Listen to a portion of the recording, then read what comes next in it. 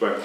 O grande desenvolvimento do Distrito de Setúbal, que obviamente ainda tem atraso relativamente a Lisboa, deve-se muito às políticas autárquicas e a todo o esforço que os autarcas desta península de Setúbal e também do Distrito de Setúbal têm vindo a realizar nos últimos anos. Eu penso que realmente depois do 25 de Abril o poder local e o poder local democrático foram realmente a força motora para que o Distrito e também a Península de Setúbal desse saltos qualitativos muito significativos. Nós passámos de situações, por exemplo, de grande analfabetismo das pessoas, para situações hoje de praticamente respostas, em alguns casos, e no caso do município do Montijo, de 100% de resposta no pré-escolar, o que é um salto qualitativo significativo. Passámos também, em alguns pontos, não aqui no Montijo, mas em outros concelhos, de ter respostas hoje ao nível das universidades e dos politécnicos e, portanto, eu penso que esse crescimento e essa democratização do acesso à escola e à escola pública foi fundamental para uma qualificação da população e para um salto importante do ponto de vista do desenvolvimento. Obviamente restam ainda e continuam a haver atrasos significativos e, em particular, questões que têm a ver muito, por exemplo, hoje, recentemente, fala-se muito nisso, em 2015, no início de 2015, na dificuldade que tem a ver, por exemplo, com as respostas ao nível da saúde. Não é?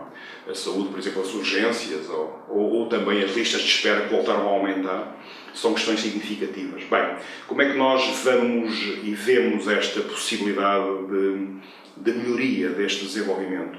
Através, obviamente, de uma parceria multinível, isto é, entre os diferentes níveis de governação, obviamente desde o local até ao nacional, para que se pudesse enquadrar aqui soluções de desenvolvimento.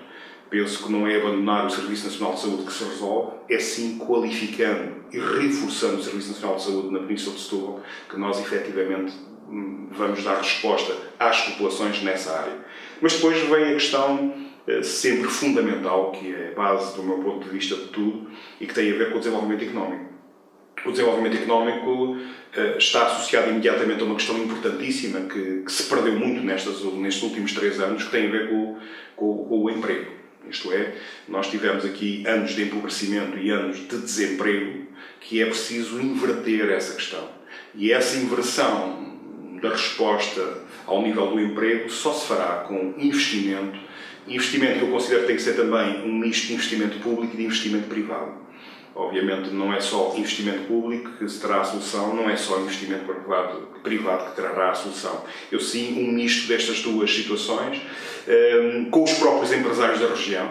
Eu penso que os empresários da região têm uma palavra a dizer, uma palavra fundamental a dizer, no sentido de criarmos, obviamente, capacidades económicas e perspectivas de desenvolvimento. Para tudo isso, por exemplo, o Montijo ainda há bem pouco tempo, gizámos aqui um conselho estratégico de desenvolvimento local. Este Conselho Estratégico de Desenvolvimento Local pretende, através de uma associação e da Câmara Municipal, desenvolver efetivamente e discutir e refletir sobre caminhos para o desenvolvimento económico da cidade e caminhos para o desenvolvimento económico do Conselho. E esse Conselho estratégico compreenderá os empresários, compreenderá os trabalhadores, compreenderá as autoridades locais e nacionais e permitirá efetivamente ter aqui visão para o desenvolvimento futuro. Portanto, se nós não conseguirmos voltar a atrair investimento para a região e para a Península de Setúbal, obviamente esta questão do desenvolvimento que aqui se fala de um ponto de vista mais largo não vai ser possível. E por isso eu mais do que dizer que este desenvolvimento se fará só com os autarcas ou só com o Governo, eu acho que se faz em conjunto, eu acho que se faz em associação e eu acho que se faz, obviamente, com também a sociedade civil. E sem isso não vai ser possível. Mas para isso é preciso ter um desígnio, é preciso ter uma ideia, é preciso ter que caminho a percorrer, não é? É preciso ter um rumo. E eu penso que aí falha muitas vezes, autoridades nacionais, incluindo aqui o Governo e outras estruturas, de procurar ter um caminho seguro para a Península de Setúbal, que terá que ser sempre um caminho, do meu ponto de vista, de complementaridade à nossa cidade capital, Lisboa. Isto é, o Montijo tem essa visão, a visão de ser uma cidade que é complementar a Lisboa, E é nesse caminho que eu vejo como uma possibilidade de afirmação económica, e obviamente quando eu digo de afirmação económica digo de criação de emprego, não é? E de criação de riqueza. Não é? E esses dois fatores são fundamentais para a nossa região. Sem isso eu acho que estaremos sempre condenados eventualmente a um atraso significativo. E, portanto, isso também carece que, obviamente, o Governo também, por exemplo, há aqui caminhos importantes, o nosso próximo quadro comunitário de apoio, o quadro Portugal 2020, era importante que tivesse programas direcionados para a nossa Península de Setúbal, considerando que dentro da área metropolitana de Lisboa nós temos algum atraso comparativamente com a margem norte. E, nesse sentido, isto carece de uma decisão política. E, portanto, e não ao nível de cada conceito, mas sim ao nível estratégico, a nível nacional. Sem este caminho não é possível. Portanto, recapitulando, os autarcas tiveram, efetivamente, um papel fundamental, isso não há dúvida. Acho que foram eles, ao longo destes últimos 40 anos, que qualificaram muito o território, infraestruturaram as cidades, colocaram água, resolveram o problema dos esgotos, resolveram o problema das acessibilidades, resolveram o problema da qualificação do espaço público, resolveram o problema da poluição e da qualidade de vida, mas precisamos agora de um novo impulso de desenvolvimento e de um novo impulso de desenvolvimento económico, não é? De criação de emprego, de fixação de pessoas. Não é? Esse é, do meu ponto de vista, o grande desígnio que nós temos aqui e que é, evidentemente, o grande desafio que se coloca hoje, não às autarquias só, mas a todo o perímetro da governação. Acha que as autarquias têm independência suficiente para resolver situações herdadas de executivos anteriores? As autarquias, isso depende muito de cada caso, não é? Depende muito de cada caso. É claro que temos casos aqui na Península que são casos de sucessivos governos do mesmo partido.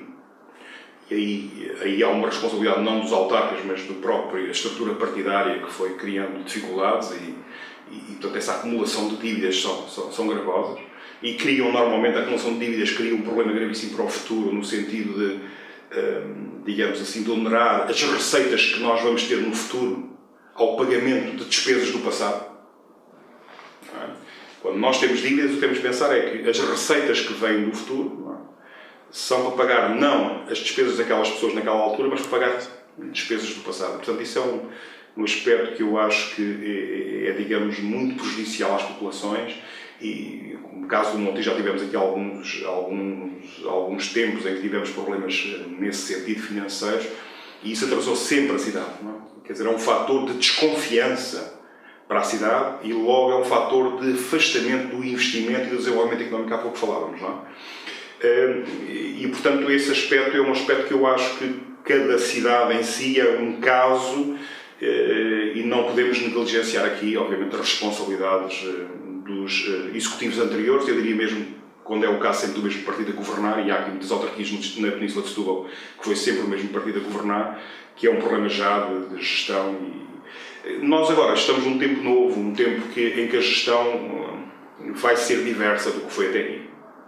Nós até aqui tínhamos realmente este desafio da infraestruturação das cidades, da água, das acessibilidades, das escolas, de uma série das calçadas, do lixo, da redução do efluente, no fundo dos esgotos, e tivemos muito esse trabalho, que é um trabalho fundamental e que requereu muito investimento. E evidentemente, nessas fases nós tivemos aqui realmente alguns desequilíbrios, não é? Financeiros, em que a despesa foi superior às receitas. E eu penso que agora as cidades têm de encontrar aqui uma plataforma de maior equilíbrio financeiro, do meu ponto de vista, como é o caso, no nosso caso, neste momento, nós temos praticamente uma situação equilibradíssima financeiramente, sem dívidas, não é? Dívidas de curto prazo, empreiteiros e fornecedores, portanto, temos tudo pago. E, portanto, a nossa ideia aqui é, e isso não quer dizer que não continuemos a fazer investimento, porque estamos a fazer investimentos, nós estamos ainda agora a fazer um grande investimento no mercado municipal e também ainda agora acabámos um outro aqui na frente da Ribeirinha para qualificação do espaço público e estamos ainda a acabar uma escola pré-primária no Alto Estanqueiro Jardim, que é uma freguesia aqui junto à cidade. Portanto, nós continuamos a fazer investimento nas vias, na qualificação da iluminação pública, na colocação de semáforos, na segurança rodoviária, na arborização da cidade, na manutenção dos espaços verdes, nos transportes escolares, nas refeições escolares, na qualificação das escolas. Portanto, continuamos a fazer isso tudo. e temos verdadeiramente uma situação equilibrada. Felizmente que assim acontece, porque obviamente tivemos aqui algumas soluções de despesa que tivemos que controlar, de modo que efetivamente se conseguisse equilibrar esta situação. E portanto eu penso que hoje, e pelo nosso exemplo posso dizer, hoje isso é um fator de afirmação da cidade e é um fator de confiança na cidade. Não é? E, portanto, estes dois elementos, confiança e afirmação, tornam o Montijo uma cidade que hoje tem vindo a ser procurada para investimento. Tem vindo a ser procurada para investimento. E, portanto, isso não aparece por acaso. As pessoas podem pensar, ou alguém menos consciente pode pensar que é uma situação que acontece por acaso. Não, acontece porque há evidentemente este trabalho, digamos, de controle efetivo e de equilíbrio entre receitas e despesas. Nós não temos mais tempo ao que tínhamos, já chegámos atualmente aqui há cerca de 4, 5 anos atrás, ou seja, tínhamos mais 7 milhões de euros no nosso orçamento. E com a queda urbanística temos hoje menos 7 milhões de euros. E isso obrigou-nos aqui a um trabalho muito importante de equilíbrio das contas. Mas conseguimos e acho que vamos continuar. Porque este é claramente, é por isso que eu estava a falar nisto, é claramente o desafio dos próximos tempos. Ter realmente uma situação financeira que permita honrar os compromissos e, obviamente, dar confiança aos cidadãos e dar confiança aos fornecedores e dar confiança às empresas que trabalham connosco, porque é fundamental para o crescimento da cidade e para a afirmação da cidade. Claro que isto tem outras consequências, obviamente não podemos fazer aqueles investimentos que se calhar pensávamos fazer, porque se os fizermos ficaremos a dever, não? E, portanto, há que fazer aí uma reponderação desses investimentos. Mas nós devemos agora, e do meu ponto de vista daqui para o futuro, acho que vai ter que haver aqui uma grande concentração dos recursos nos investimentos que realmente nos podem, digamos, orientar, ou pelo menos levar a um melhor desenvolvimento económico. E isso também é um trabalho que agora tem que se fazer e que é o que lhe estou aqui a dizer são desafios para as próximas décadas, em termos das autarquias, e que permitirá efetivamente aqui ter uma outra perspectiva. Infelizmente, não é esse o cenário que nós temos aqui à nossa volta, não é? O cenário aqui à nossa volta é um cenário bastante mais depauperado e mais debilitado nas diferentes autarquias, o que é porque também, se calhar, eventualmente falta ainda fazer alguns investimentos e, portanto, é necessário fazer, ainda não estou naquela fase que já mais avançada. Aqui até parecem que estão a ser bem feitos, porque o Montijo atualmente é a cidade que atrai mais pessoas. Nós somos a cidade mais atrativa de Portugal continental. Exatamente. Isto é, fomos os que atraímos mais pessoas e isso obviamente provém disto. Se nós temos uma situação que conseguimos pagar bem aos empreiteiros, obviamente as pessoas trabalham bem connosco e, portanto, retribuímos bem e assim sucessivamente isto tem... É aquilo que eu lhe dizia, o fator de equilíbrio financeiro é um fator gerador de confiança e a confiança é uma questão que se dissemina mesmo por os que querem supostamente vir morar para cá. Não é? Portanto, isto é um fator de confiança que se deve, portanto, que se reproduz, não é? Que se vai desenvolvendo na própria cidade e, portanto, e isso é uma questão que nos dá algum orgulho ter conseguido este equilíbrio financeiro, porque não foi fácil, porque nós estamos a falar de um equilíbrio financeiro, já agora queria lhe dizer isto, estamos a falar de um equilíbrio financeiro numa altura de grande dificuldade para o país, de grande quebra de receita, de uma conjuntura muito difícil, muita dela criada pelas políticas de austeridade a todo o custo, como nós sabemos, por parte dos governos e do governo último especialmente, ou deste atual, que efetivamente condiciona de uma forma muito forte as receitas autárquicas, não é? Porque se as famílias ficam mais desempregadas, não podem pagar o seu IMI da casa. Se as empresas não têm negócio, não podem pagar os seus impostos. Se a atividade do comércio é cortada porque as pessoas não têm dinheiro para comprar os seus, digamos, fazer o seu consumo, tudo isso também reduz do ponto de vista dos impostos que são gerados quer para o Estado, quer para as autarquias. E, portanto, a questão da receita não é tão livre como muitas vezes se diz.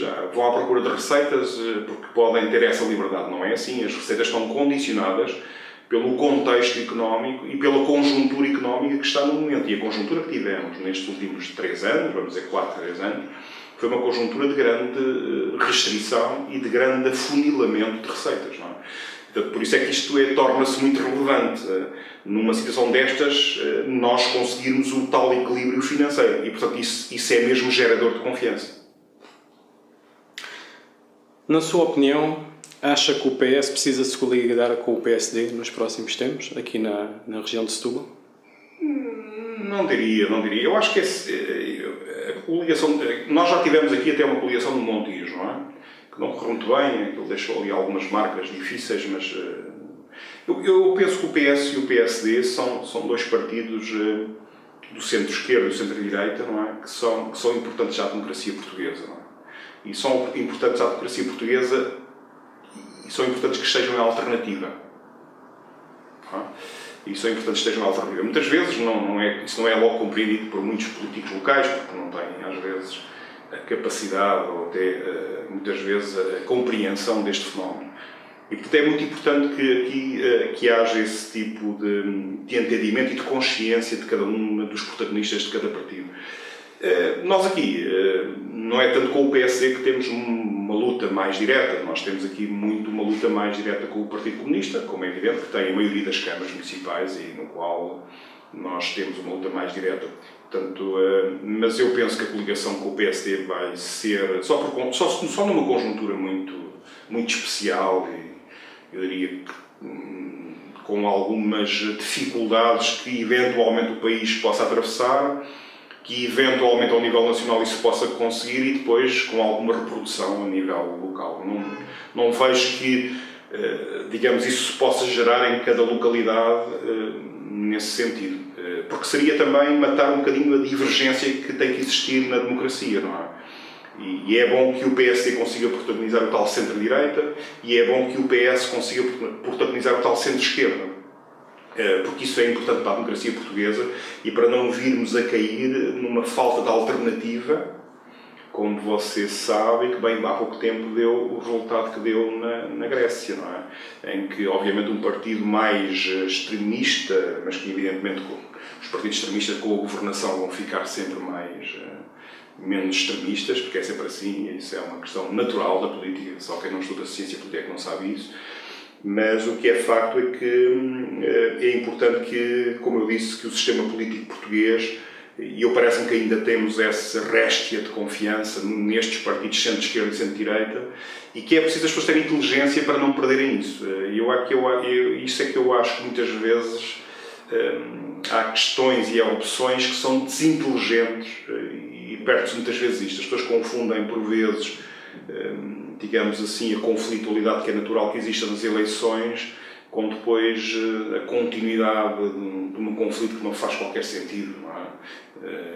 E portanto, e que se depois é degradante, vamos dizer assim, eu diria mais que degradante, é destruidor desta alternância em democracia, porque as pessoas não...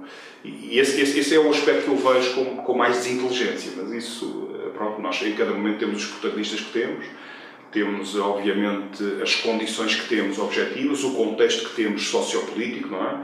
E objetivamente, os partidos são muito resilientes, também quero dizer, são muito resilientes e são capazes de regenerar e de encontrar novas soluções, e é mesmo por isso que eu acho que, se calhar, o PS e o PSD, e mesmo a CDU também, ou mesmo o Bloco de Esquerda, tentam sempre, a cada momento, obviamente, apresentar novas soluções e novos aspectos, e isso também é um aspecto que eu acho que é de valorizar, apesar de haver sempre aquela ideia, os partidos hoje são cada vez mais um aparelho que está ali muito estático. Eu acho que não é assim que eu vejo, sinceramente. Eu vejo hoje os partidos também com capacidade de regeneração. Isso é importante dizer isto, porque as pessoas às vezes perdem um pouco a esperança, porque obviamente o empobrecimento da população por estas políticas de austeridade, a todo o custo, como eu já há pouco disse, realmente desmotivou muito as pessoas a participarem. E nós tivemos essa relevância. As últimas eleições autárquicas foram umas eleições que tiveram, como sabe,